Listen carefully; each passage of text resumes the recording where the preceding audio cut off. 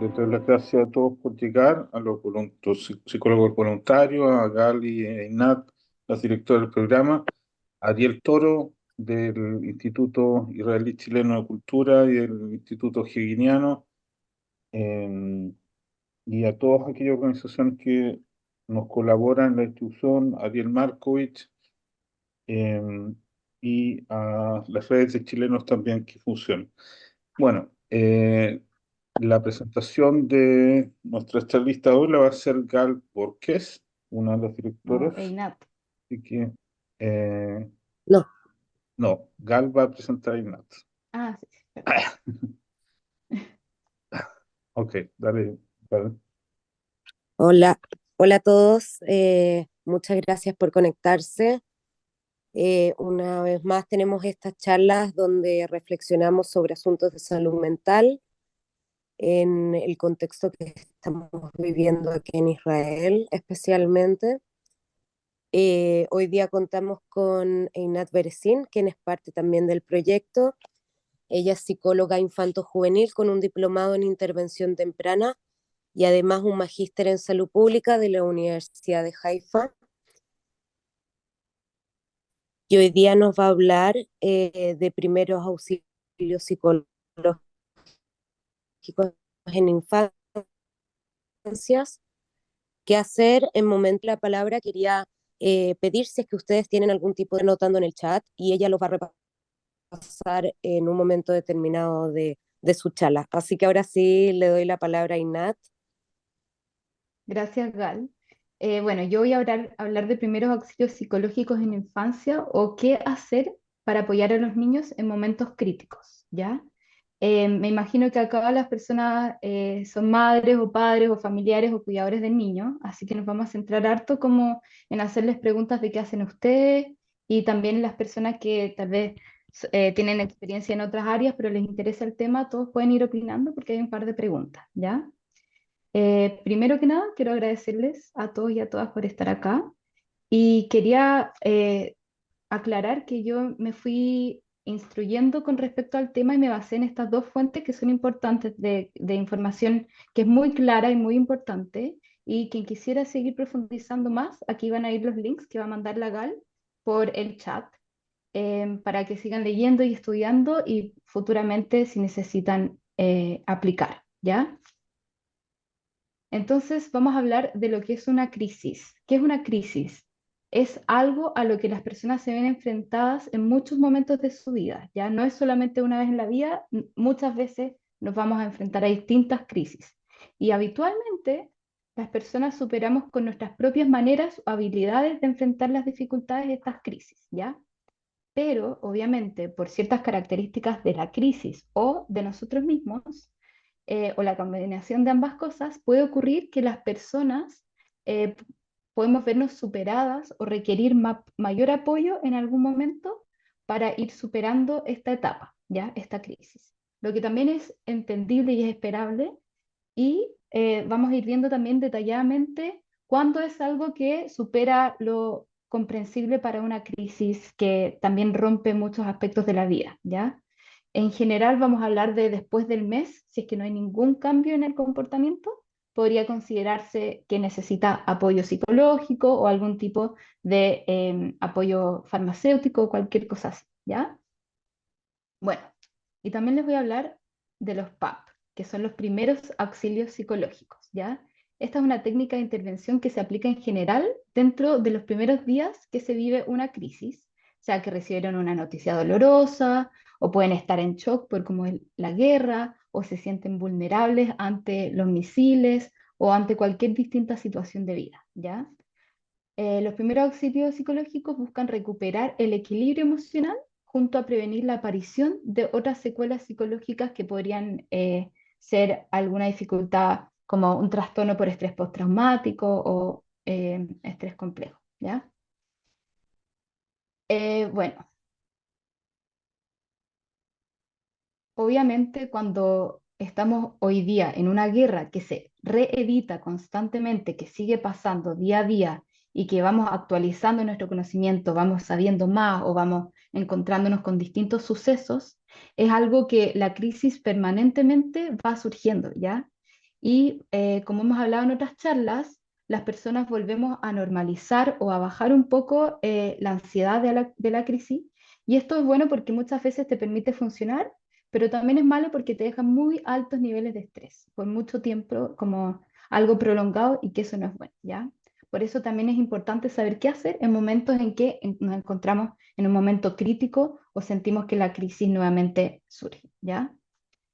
Y por eso es tan importante tener los primeros auxilios psicológicos a mano, porque podemos utilizarlos en cualquier momento. Y lo bueno de los primeros auxilios psicológicos es que no necesitas ser un profesional para utilizarlos o aplicarlos, solo saber un poco más del tema, que es lo que vamos a hacer hoy día, ¿ya? Bueno, antes de eso, ¿alguna pregunta aparece? ¿No? ¿Vamos bien? Ya, cualquier cosa me dice. Pero antes de entrar a lo práctico y lo concreto, yo quería reflexionar un poco de este tema de las crisis y los primeros auxilios psicológicos, porque no lo hacemos mucho en crisis, ¿ya? Especialmente en estos momentos con infancia, porque quedan deslegados, recluidos, ¿ya? Em, y nosotros que estamos más cercanos a niños o niñas o nos importa el tema de la infancia, tenemos que asegurarnos de siempre estar ampliando la mirada, ¿ya? Porque en primera instancia mi objetivo aquí es mirar la crisis con los ojos de los niños, ponernos en los zapatos de los niños y niñas, en este mundo que en general tiende a ser un poco más adulto centrado y que mira todo desde una idea o cognición adulta, ¿ya? ¿Y a qué me refiero con esto? Pueden ser cosas tan simples como acordarnos de que los niños también son seres humanos y que tienen derechos como a la información, al consentimiento, al ser escuchados, y que hay que ajustarse a sus habilidades cognitivas dependiendo de su etapa vital y sus necesidades personales, ¿ya? Em, entonces vamos a pasar para esto. Entonces, por ejemplo, un ejemplo de autocentrismo es cuando hay una velatón o un espacio de duelo colectivo, casi nunca son adecuados para la infancia, ¿verdad? Desde lo más básico, como que son en la tarde o los horarios no son adecuados para la infancia, como el lenguaje, el espacio puede ser muy oscuro o es afuera en la calle, y el nivel de información, ¿ya? Otro ejemplo básico puede ser cuando decidimos algo por los niños sin darles tiempo, sin darles explicaciones o sin recordarles paso a paso lo que va a ir pasando y permitirles a ellos predecir un poco lo que va a suceder, ¿ya? En el cuidado de salud mental de los niños en el contexto de guerra es especialmente sensible este tema, ¿ya? De no quedarnos en el adultocentrismo, porque somos muy distintos a los niños, ¿verdad? ¿Qué pasa con los niños? En general los niños tienen menor capacidad de cuidar de ellos mismos, necesitan de un adulto que lo haga para ellos, tienen baja capacidad de entender lo que está sucediendo si no se los explicamos, y no tienen la misma capacidad de expresarse verbalmente. Entonces pueden estar sintiendo algo y puede ser que nosotros no lo captemos verbalmente, sino que vamos a captarlo de otra manera. Y bueno, también quería mirarlos a ustedes, a todas las personas que están acá, y agradecerles porque si es que ya están acá, significa que les importa y que están como con una apertura a cambiar cómo se ha estado llevando todo el tema de las crisis o de la guerra en este momento, ¿ya? Los adultos a cargo en general quedamos con una tarea muy grande, que no solamente significa cuidar de nosotros mismos, que ya es difícil porque también estamos en una situación compleja, sino que estar también cuidando a los niños, ¿ya? Y entonces como solamente reconocer eso, porque son dos tareas bastante duras, ¿ya? Otra cosa súper importante es que es esencial recordar que cada persona es diferente y cada niño también lo es, ¿ya? Y les van a servir distintas cosas, y como son ustedes las personas que más tiempo pasan con sus niños y niñas, son ustedes quienes mejor pueden evaluar qué les va a servir, ¿ya? Por ejemplo, hay niños que les gusta la música y les gusta cantar en momentos de estrés, hay niños que no, hay niños que necesitan muchas explicaciones y hay otros que no, ¿ya? Entonces, una pregunta que yo tenía para ustedes hoy día es, ¿qué haces tú hoy día para cuidar de la salud mental de tu niño o niña? Si es que alguien quisiera compartir, abro el micrófono. Bueno, mis hijos son grandes, ¿eh? Pero Ujú. como yo vivo en un kibutz, me toca ver muchos niños. Y, digamos, mi reflexión iba por ese lado, digamos, que en la comunidad No sé si sea válido para todas las comunidades, pero en la comunidad kibutz, digamos, esta situación del niño sin su padre, porque está en el ejército o cosas por el estilo, se suplen en el colectivo. O sea, los roles como que se van moviendo. No sé, yo como que soy uno de los viejos pocos que quedaron dando vuelta acá, asumís como un rol, entre comillas, paternal, digamos, en términos de que los niños te acercan a ti o tú conversáis más o los veías en el día en horas que podían haber estado con el papá. Entonces, la pregunta es si toda esa experiencia es válida en todas las comunidades o no. Claro, igual es súper importante tu rol, como en el sentido de ser una figura mayor, que también como probablemente te miran con una persona que tiene mucho conocimiento, mucha sabiduría, y tú ya eres una persona que irradia calma. Entonces creo que cualquier intervención que uno pueda hacer ahí es bacán. Y eso, acompañarlos cuando no están con sus padres, eso es súper valioso. Así que gracias, Hernán. No solo por responder, sino por lo que haces con los niños en el kibbutz. Em, bueno, entonces vamos a seguir y les quería pedir que me ayudaran a crear una sigla. Yo tengo una, pero quería saber si es que había una más creativa, porque lo que vamos a hacer en los primeros auxilios psicológicos son 5 pasos, ¿ya? De ellos yo los dividiría en 3, pero creo que es súper importante ir recordando esto para poder aplicarlo de manera rápida y porque los pasos es importante que vayan el primero, el segundo, el tercero y no que se salten, ¿ya? Entonces, las primeras letras son C, C, E, N, E, ¿ya? Y yo creé este que dice, con calma es normal esto, ¿ya? Con calma, que es contener y calmar, ambos que los pienso como desde un lugar como más, desde el corazón, después el explicar, que es mucho más mental, y después el normalizar o estabilizar, ¿ya? Que es algo que vamos a hacer al final, una vez que ya hayan contenido y que ya hayan explicado, podemos normalizar y estabilizar, ¿ya? Que es como ir a lo más concreto, ¿ya? Entonces vamos a ver qué se puede hacer en momentos que hay una alarma o que hay una noticia desgarradora o cómo se pueden sentir los niños cuando hay un riesgo y vamos a aplicar estas 5 cosas, ¿ya? Que yo las dividí entre por que contener y calmar es más como desde el corazón, después explicar más mental y normalizar más basal, ¿ya? Entonces vamos a pasar a la primera etapa que es entre los 0 y los 3 años. Y primero voy a contarles un poco qué se puede esperar a esta edad de un niño o niña, ¿ya?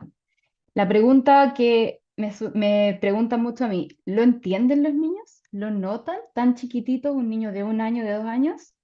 Y mi respuesta es, primero, cada niño es distinto, y segundo, yo creo que sí lo notan. Sí tienen una lectura del mundo que existe, ¿ya? Incluso es mucho menos verbal, pero va a ser mucho más receptiva de lo no verbal, ¿ya? Porque no tienen el lenguaje, ¿ya? Lo notan en nosotros los adultos, en el ambiente, y también pueden tener respuestas a la crisis, que van a ser primariamente conductuales, ¿ya?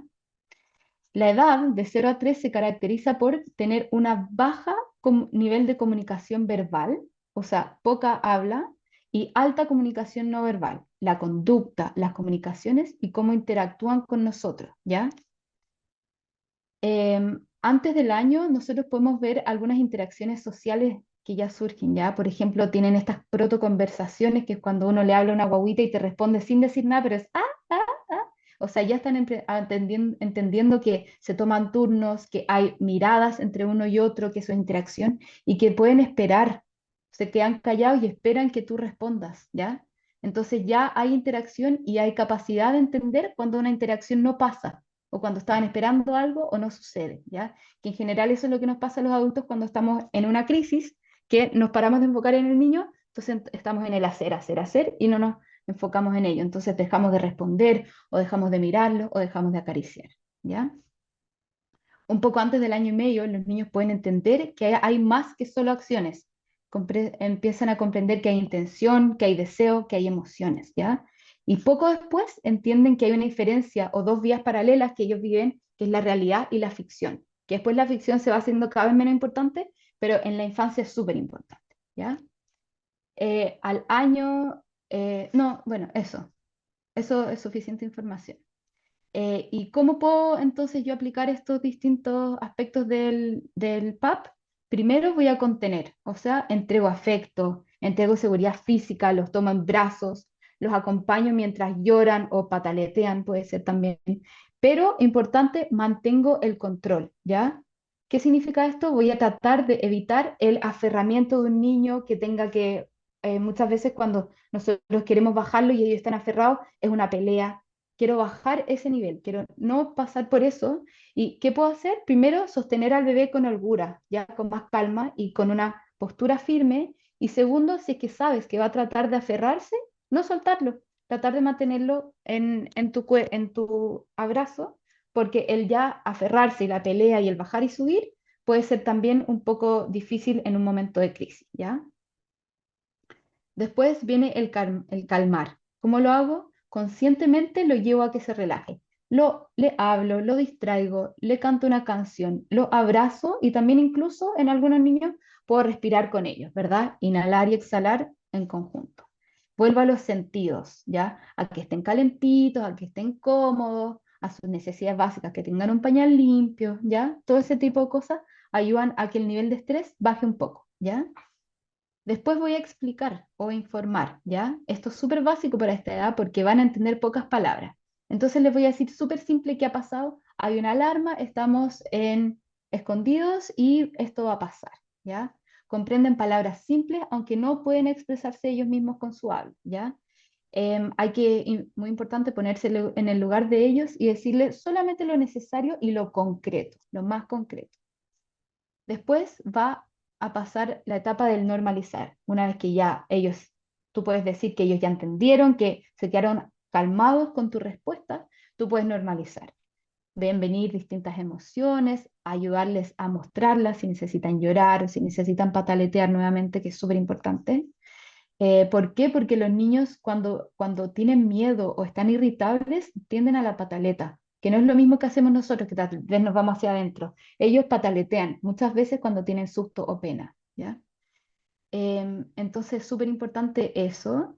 Pueden verte llorar, es posible, pero evitar la pérdida del control. Nuevamente, como hablamos ahí con el aferrarse, no entrar a estados en los que uno siente que la ventana de la calma se supera, ¿ya? Mantenerse en el control, ¿ya? Y eso como adulto va a ser la tarea más grande que tengamos. Finalmente, estabilizar o consolar, estar presente, consolar con palabras o con el tacto, con canciones, permitirles hacer cosas, ¿ya? Aquí vamos a empezar a ayudarles a sostener la alimentación o volver al sueño, a la rutina, empezar a volver a vivir, ¿ya? Permitirles que jueguen, que puedan incluso reproducir el hecho, ¿ya? A veces los niños necesitan jugar para elaborar. Entonces, para entender esta experiencia, integrarla, pueden decir palabras que son súper fuertes o pueden hacer juegos que son reproducir ciertas cosas que tal vez nosotros como adultos nos choca, pero esa es su forma de integrarlo a su cognitivamente, ¿ya? Entonces ahora vamos a hablar de qué conductas pueden ser esperables dentro de este primer mes, ¿ya? Puede ser dificultad en dormir, eso significa dormir más o dormir menos o dormir muy mal, puede ser alejarse o aferrarse al adulto referente, puede ser reclamón, como las personas vienen y dicen, está muy reclamón, está muy llorón, puede volver a estados de desarrollo anteriores, la dificultad en la alimentación, dificultad en, si es que estaban dejando los pañales, volver a necesitarlo, aguarse, necesitar mucho más el abrazo, pueden estar muy irritables, que es lo que hablábamos antes, las palabras de rechazo pueden ser te odio o no quiero, puede ser más pataletas, pueden ser que los veas más amurrados. ¿Por qué? Porque ellos también están sintiendo impotencia frente a una situación que no pueden cambiar. Entonces eso también les genera pataletas, ¿ya? Y lo importante es que la sintomatología sintamos, aunque sea leve, que vaya bajando después de un mes, ¿ya?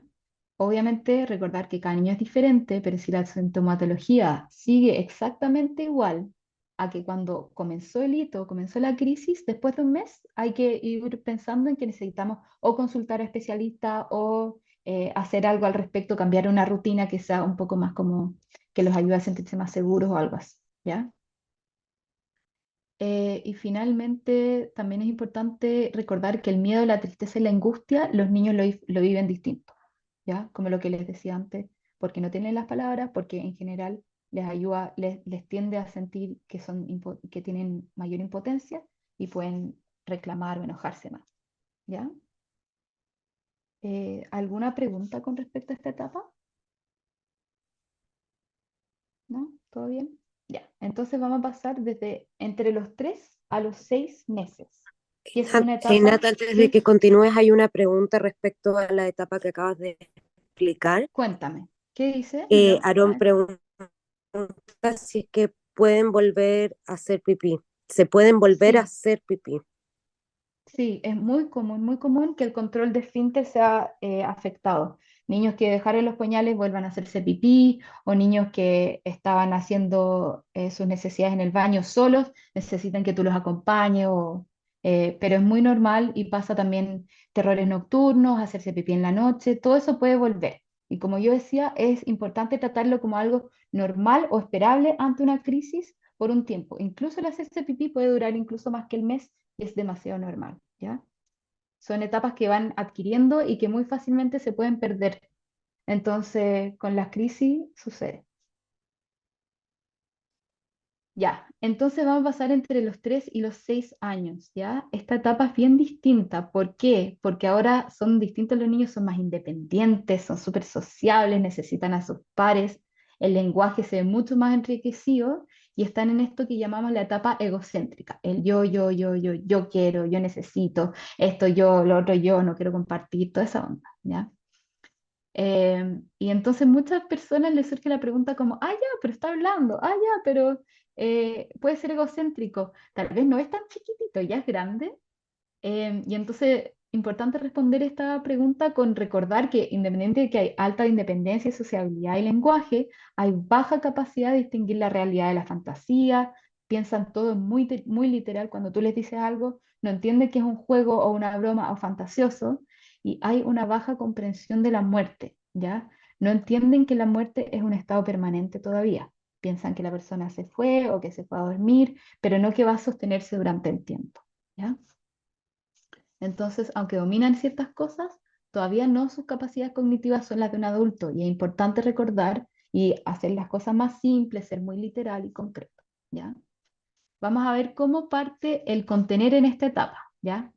Estar presentes, los adultos, no estar en el celular. En esta etapa están muy sensibles a eso, ¿ya? Porque están notando, percibiendo dualidades, están pudiendo entender que la realidad tiene distintas partes, ¿verdad? Que es la realidad, la ficción, el celular, el estar acá, todo eso. Entonces hay que darles mucha comodidad, perdón, mucha comunidad, hay que ayudarles con sus necesidades básicas a no olvidarlas, ¿verdad? A comer, a descansar, a entretenerse, que es una necesidad. Se les entrega mucho afecto verbal y no verbal y mucha seguridad física, ¿ya? Entramos a la calma con hablarles primero nosotros desde un estado calmo, ¿ya? Los niños de esta edad están muy perceptivos, realmente muy perceptivos al adulto y van a imitar y van a entender a través de ti qué tan grave es la situación.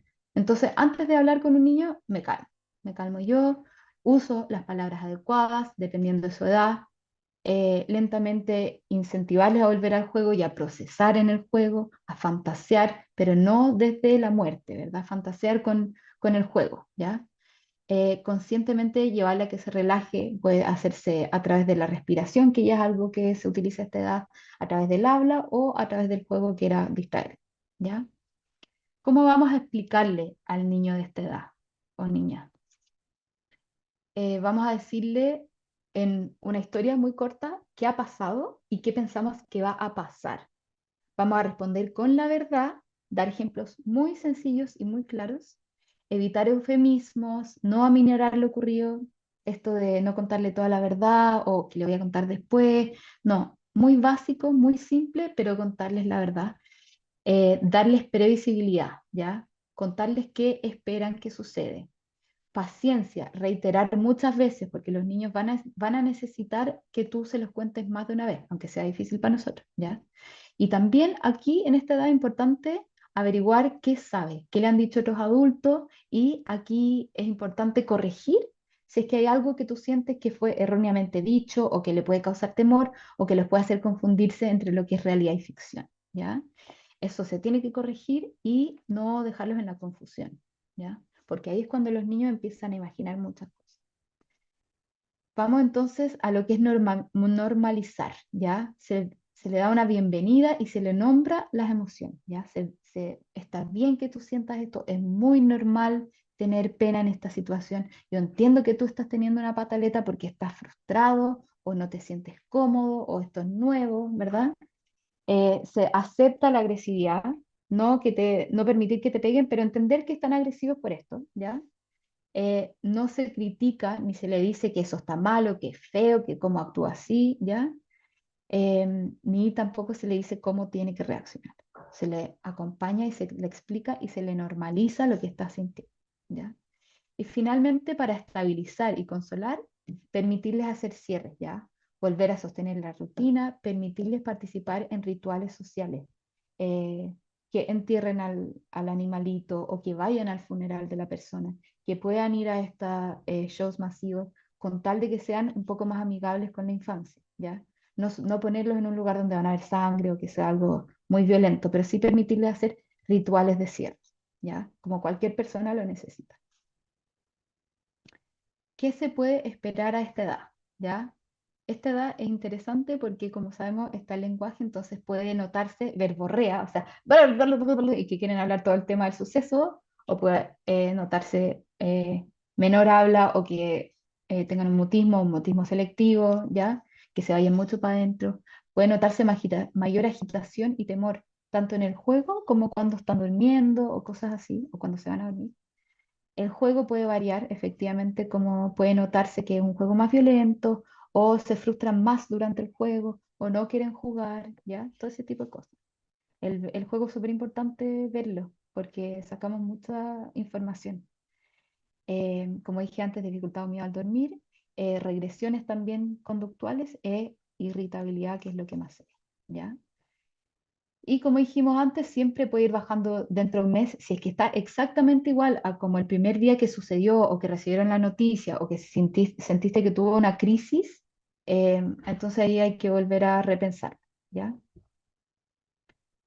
Entonces, ¿hay alguna pregunta con respecto a esta edad?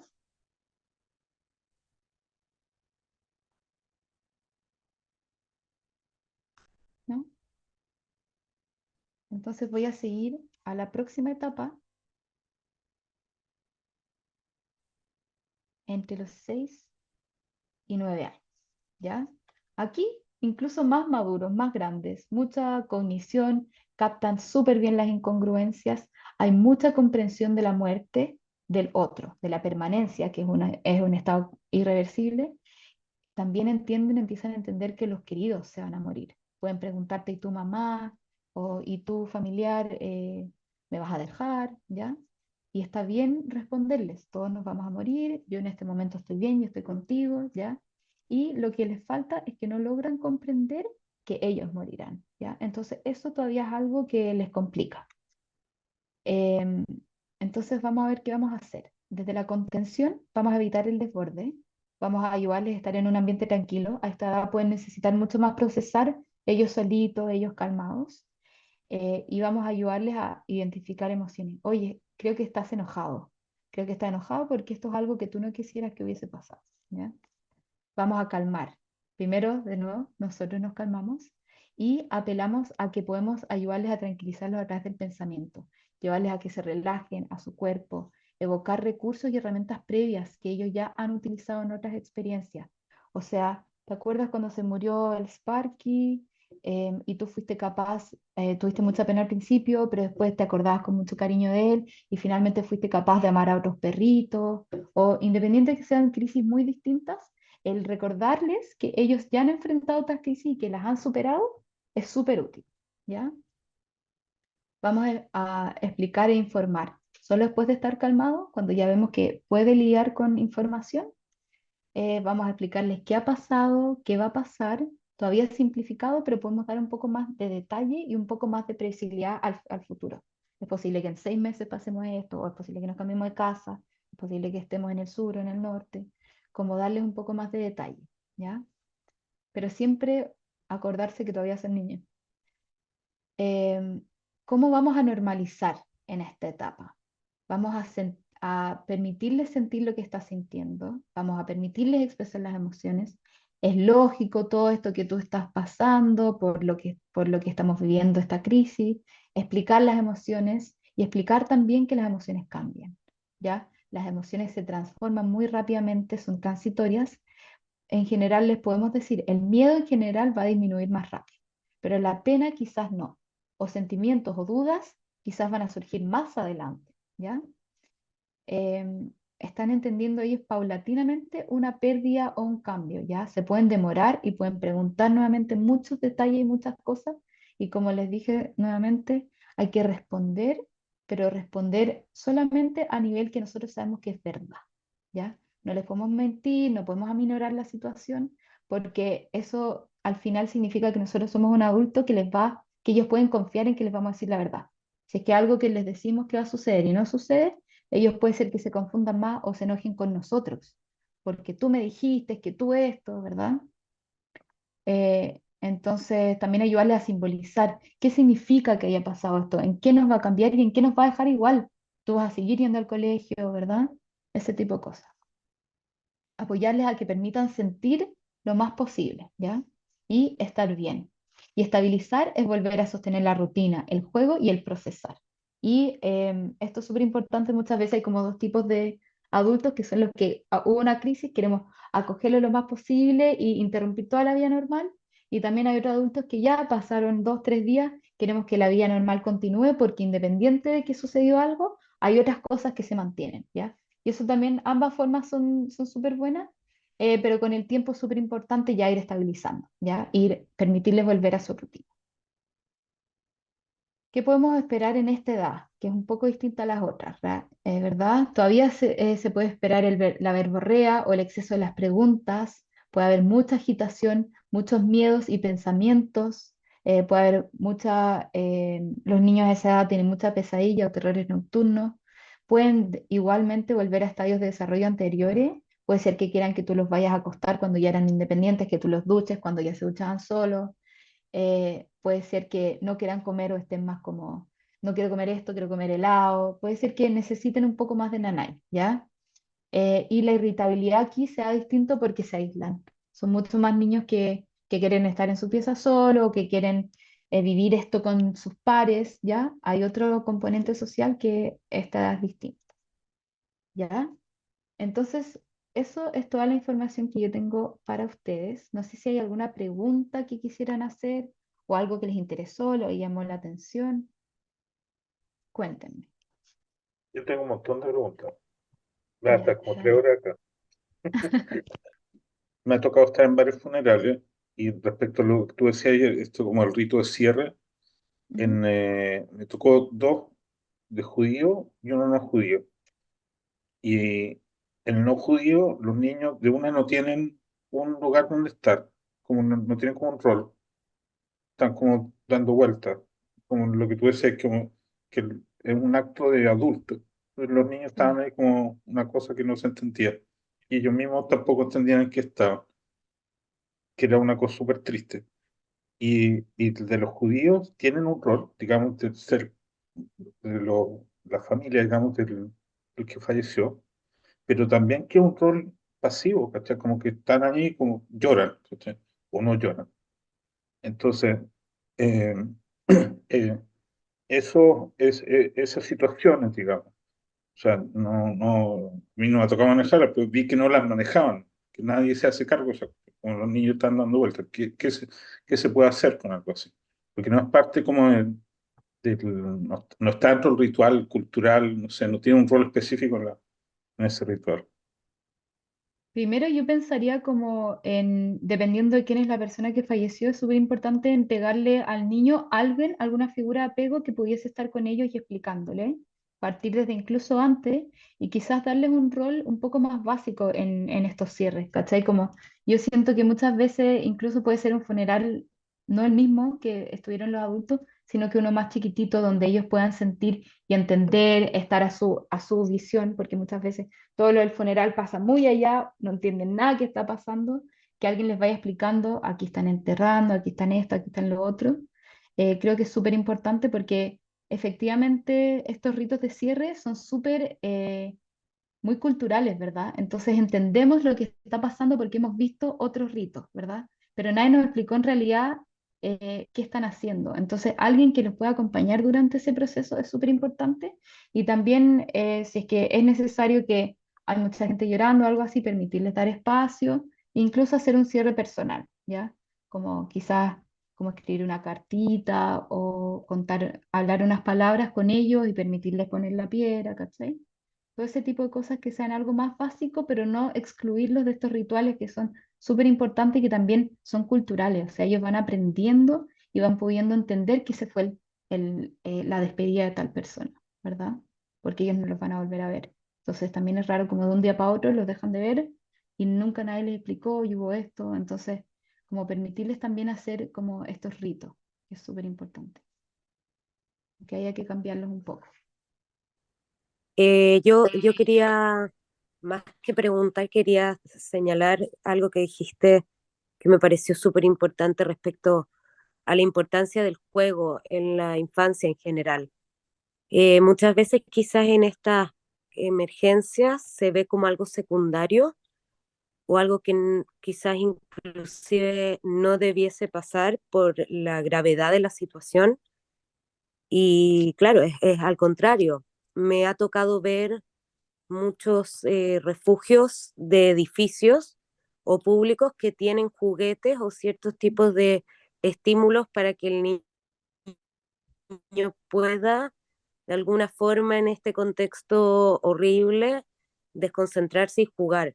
Entonces, me parece muy valioso tu aporte en ese sentido también de recalcar que no solamente es sano que el niño juegue en ese sentido. Sí, es heavy como el procesamiento muchas veces pasa a través del juego y también la distracción y todo. O sea, realmente es un derecho de los niños el jugar. Entonces, no quitárselos en un momento que ya es crítico. Súper importante. Gracias, Gal. Bueno, y eso, realmente agradecerles por estar acá, recordarles que cualquier pregunta, cualquier cosa que ustedes Perdón, tengan, ¿sí? ¿cómo hacer para que los niños no se vean traumatizados por todo lo que se ve, tanto en la televisión, en las calles? ¿Cómo enfrentar eso? Es realmente está muy bien estar conscientes de lo que hay mucha gente que está sufriendo, pero eh, tanta exposición a eso, ¿cómo se puede minimizar? No sé. Sí, es verdad, yo estoy muy de acuerdo que hay que minimizar la exposición al sufrimiento y es lo que hablamos un poco como a los niños no les hace bien ver a las personas como sin la capacidad de controlarse, ¿ya? Y eso es lo que yo creo que marca un poco el límite. Está bien que a los niños se les explique con manera muy simple lo que está pasando, pero no exponerle a experiencias traumáticas, ¿ya? Y eso es súper importante. Gracias por hacer la pregunta, porque tal vez no lo nombré, pero es muy importante no exponerles a situaciones donde hay falta de control, porque eso ahí no hay elaboración y en general los adultos no van a estar capaces de sostener al niño, ¿ya?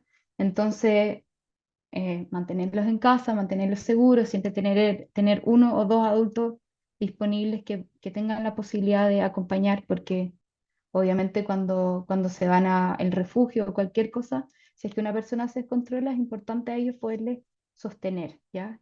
Poner el foco en ello y principalmente yo creo que también no permitirles ver tele o noticias muy fuertes sin que haya alguien ahí que les pueda ayudar a procesar lo que están viendo, porque muchas veces eso vuelve a incitar la fantasía y el miedo. Incluso es súper importante decir que los niños en la etapa egocéntrica, que era de los 3 a 6, ellos muchas veces piensan que tienen mayor capacidad de incidir en los hechos. Entonces pueden incluso quizás decir, ay, odio a mi mamá y le dije te odio y a mi mamá le pasó algo. Ellos muchas veces van a pensar que fue por su odio o por sus palabras o que ellos tienen capacidades mayores. Entonces pueden sentir culpa, pueden sentir temor al haber causado algo o que algún acto de ellos generó algo. Entonces sí, sostenerlos mucho y siempre tener un adulto a cargo que les pueda ayudar a elaborar y a contenerlos, ¿ya? que hay mucho más énfasis como en las primeras áreas de lo que eran los primeros auxilios, sino como el contener, sostener, estabilizar y el explicar con palabras simples y lo que está pasando y muy importante, no mentirle. No están jugando, no están jugando. Mira, aquí estamos en una situación peligrosa, así que vamos a volvernos a la casa de la manera más rápida que podamos, ¿ya? No mentirles, porque los niños a esa edad y en una situación así están demasiado alerta a lo que está pasando a su alrededor y pueden entender que hay una mentira. Así que eso. Oye, pero Ignat, yo no, pues, una de las etapas que tuve que seguir es explicar. Yo Ujú. ya me he enredado varias veces con esta cuestión, pero los niños escuchan todo, no son tontos, y te preguntan por qué nos quieren matar, porque todo lo que pasa en los últimos meses tiene que ver con la muerte, con que nos matan, o nos quieren matar, o bueno, hay una amenaza al hermano, al papá, o a nosotros, a todo el pueblo. Alguien nos quiere matar. Entonces, ¿cómo le explicas al niño que alguien nos quiere matar? Simple. Mira, yo una vez, yo trabajaba en un jardín y lo encontré de una manera muy interesante como las educadoras se lo explicaban y decían, mira, eh, es súper básico y obviamente esto también tiene que ver con, dependiendo de tu mirada política y qué tan cerca estás y todo, pero ellas le decían a los niños, ¿te acuerdas cuando tú peleaste con no sé quién? Bueno, muchas veces los adultos tenemos más herramientas incluso para pelearnos y nos enojamos y tenemos estas emociones contenidas y las expresamos súper mal, ¿verdad? Entonces, incluso cuando estamos enojados, lo más importante es poder entender que las acciones que nosotros estamos cometiendo tienen repercusiones y entonces estos dos pueblos están enojados el uno con el otro y se están peleando. Y es súper peligroso y nosotros estamos en un lado, ¿verdad? Pero como decirles algo súper básico es de lo que ellos han vivido, que ellos también han sentido ira, también puede ser que hayan alguna vez dañado, entonces pueden entender que está esa sensación, pero que es súper importante calmarla, que es súper importante regularla, entenderse y comunicarse, ¿ya? Entonces, es algo que todos hemos sentido, la rabia, la impotencia, el enojo. Y también ponerlo así de básico porque no queremos darle, no queremos entrar en detalles políticos o en raza o esto o lo otro.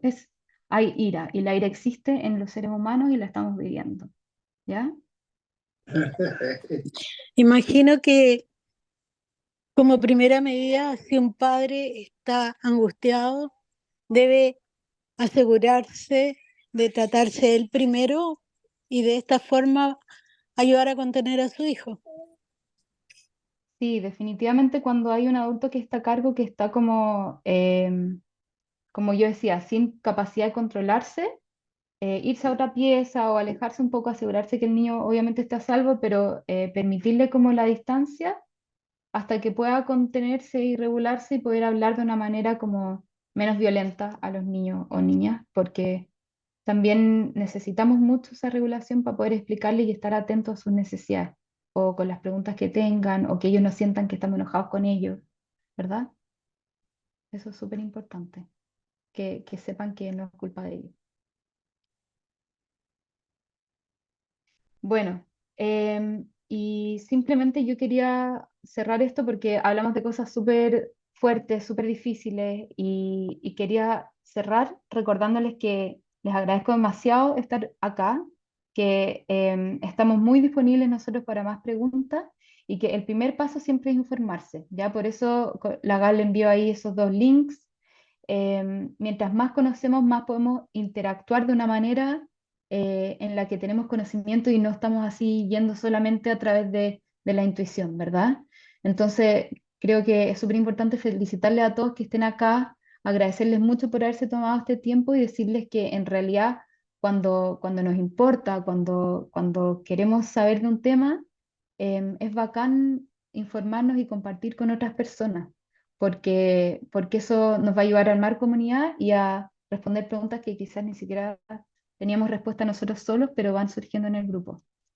Así que nada, felicitarles, de verdad es súper importante que se vaya sabiendo más de este tema y como yo digo, utilizar los primeros auxilios psicológicos se puede utilizar en cualquier instancia de crisis y es muy útil. Eso es súper importante recordar las siglas, entonces las voy a pegar acá nuevamente, voy a compartir nuevamente y se las voy a dejar aquí puestas un momento por si quieren sacarle un pantallazo o cualquier cosa.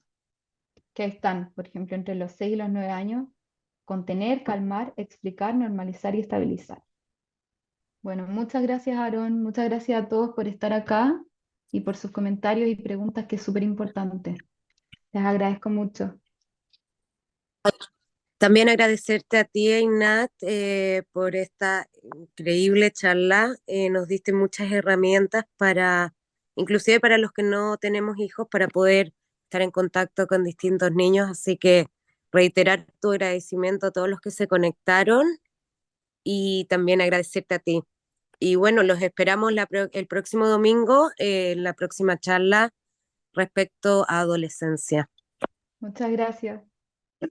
Gracias a todos. Les recuerdo que esto queda grabado y lo distribuimos a través de nuestras redes y de nuestras organizaciones asociadas. Y hago un disclaimer que me olvidé al principio de mencionar a Mónica Villo, súper importante, que a través de sus redes sociales de Chilenos nos ayuda a que esta información llegue a más gente.